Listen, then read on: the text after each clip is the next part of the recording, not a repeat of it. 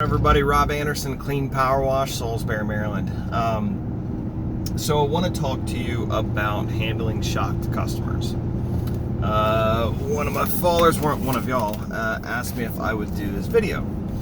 I jokingly replied, how to handle it when they say their last job was 100 and you want to charge them 500. I said, do you really need a video of me walking away? It's like, if you're that far off, and here's the thing, you've talked to the customer already, you're going through your sales process, hopefully you've had a few minutes to, kind of have them warm up to you. You should have already been reading this customer, gauging this customer. If you all of a sudden drop and say, hey, the price for this would be 500, and they say, oh my gosh, just blown away, last time we paid $100. First and foremost, don't insult them the way that a lot of people do. Why didn't you call that person? Nobody wants to hear that. They decided to call you because they thought you might be a good fit. Some people are just calling around and wasting people's time just to find the lowest price, but don't ever assume that that's how this person is.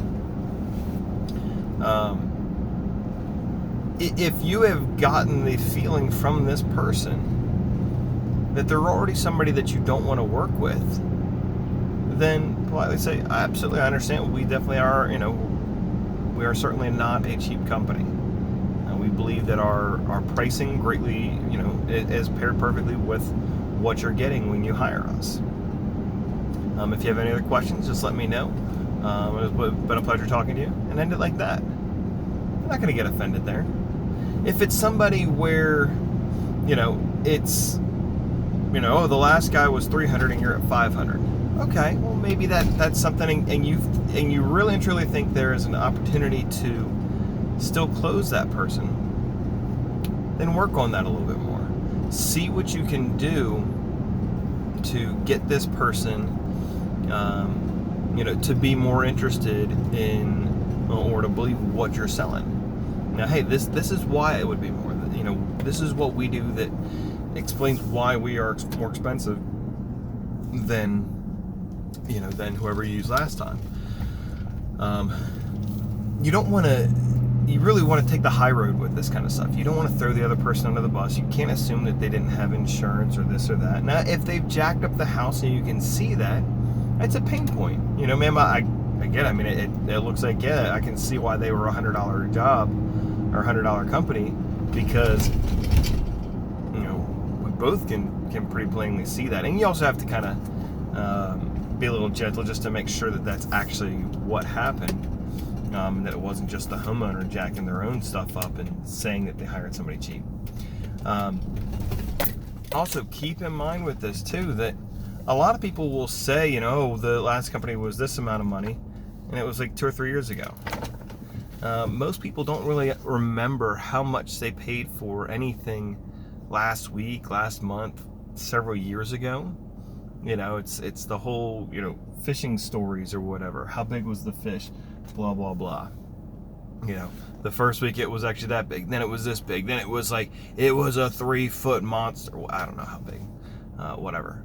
But again, it really, when somebody gets shocked by your price, you look and you say, okay, is this something that I believe in, that I could, is it worth me spending another 10 to 20 minutes or 5 minutes for that matter to bring this person up to understanding our pricing and why we are worth that amount of money?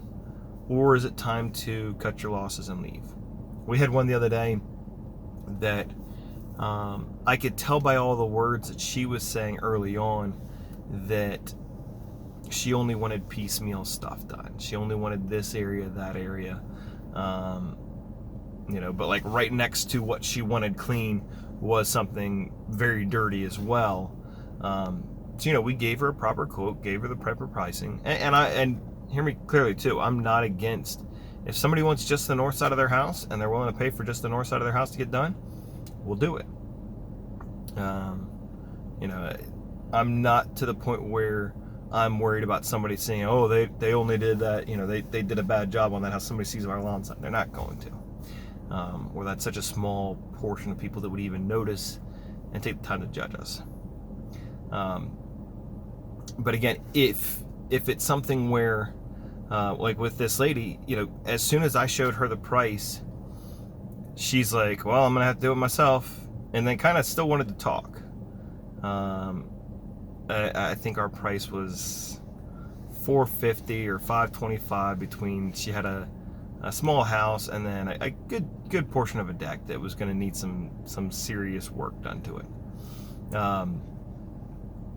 And at that point, it was just a matter of, oh, hold on, I got to take this phone call. Yeah, ma'am, have a great day. If you got any other questions, let us know. I'd already talked to her. I'd built a good enough rapport with her that I understood where she was money-wise. And I really, honestly, I knew before putting the price down that was going to be her reaction. But I was already there. I already wanted to go ahead and give her the price. And at that point, then it wasn't worth sticking around for another 2 minutes, 3 minutes. So I thought, ma'am, if there's anything else we can do for you, let us know. Pleasure speaking with you, and good luck with, whatever else they were doing. Compliment them, say goodbye, leave the door open for them to do that. And that's another thing too. If they're just BSing you, you just walked away. It's that whole walking away from the used car salesman or the new car salesman or whatever. How many deals are made in the parking lot? Like, oh, you are firming your price. Okay. Well, hey, I really like you. How about let's get the job done? You're going to find that might happen. But if it's, and again, depending on how far off you two are, that's going to depend on kind of how you're going to go after it from there. So anyways, have a great day.